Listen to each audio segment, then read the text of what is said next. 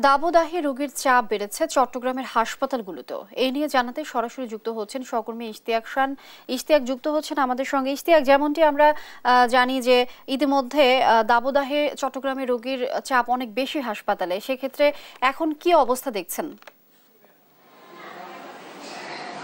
ধন্যবাদ আপনাকে। আসলে আমি এই মুহূর্তে আছি চট্টগ্রামের মা ও শিশু হাসপাতালে।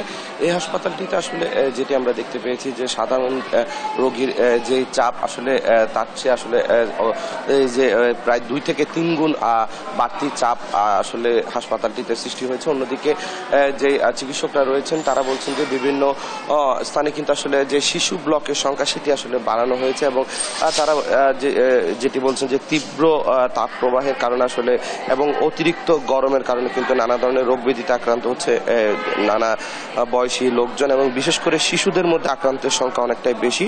তাতে চট্টগ্রামের হাসপাতালগুলোতে কিন্তু রোগীর চাপ অনেকটাই বেড়ে গিয়েছে এবং সর্দি, জ্বর, কাশি, শ্বাসকষ্ট, নিউমোনিয়া, চর্মরোগ ও ডায়রিয়ার উপসর্গ নিয়ে কিন্তু হাসপাতালগুলোতে যে শিশুরা আসছেন আসলে কিন্তু অনেক দূর দূরান্ত থেকে এবং হাসপাতালের আর যে বহির্বিভাগ সেটিতেও কিন্তু আসলে রোগীদের দীর্ঘ সারি দেখা গিয়েছে।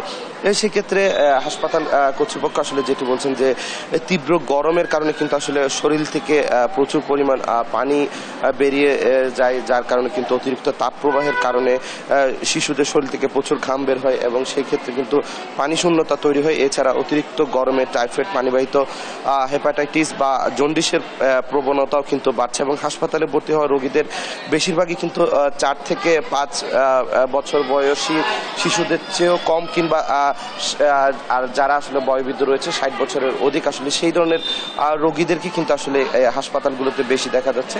সেক্ষেত্রে চট্টগ্রামের যে তাপমাত্রা সেটি কিন্তু আসলে কিছুটা কমেছে, অর্থাৎ চট্টগ্রামের তাপমাত্রা আজকে 33 ডিগ্রি সেলসিয়াস হলেও কিন্তু বাতাসে আর্দ্রতার পরিমাণ বেশি থাকার কারণে কিন্তু সেটি প্রায় 38 ডিগ্রি সেলসিয়াসের মতো অনুভূত হচ্ছে বলে আসলে আবহাওয়া অধিদপ্তর থেকে জানতে পেরেছি। এবং অন্যদিক থেকে যেটি এই যে হাসপাতালগুলোতে শুধুমাত্র এই মা ও শিশু হাসপাতাল ছাড়াও কিন্তু চট্টগ্রাম যেটি মেডিকেল কলেজ হাসপাতাল রয়েছে সেই হাসপাতালটিতেও কিন্তু আসলে শিশু ব্লকগুলোতে কিন্তু আসলে যে শিশু রোগীদের যে 3 ধরনের আসলে জায়গা নেই। অনেক ক্ষেত্রে যেটি দেখা যাচ্ছে যে শিশু রোগীদের ক্ষেত্রে যে শিশু রোগীরা রয়েছেন এক একটি বেডে কিন্তু 3 থেকে 4 জন করে শিশু রোগী থাকছেন, অর্থাৎ জায়গা না হওয়ার কারণে কিন্তু প্রতিটি বেডে আসলে শিশু রোগীকে আসলে গাদাগাদি করে থাকতে হচ্ছে। তো চট্টগ্রাম থেকে এই মুহূর্তে আমার কাছে এই ছিল সর্বশেষ সংবাদ। ইশতিয়াক, অসংখ্য ধন্যবাদ। দর্শক, দাবদাহে বেড়েছে চট্টগ্রামে রোগীর অনেক চাপ।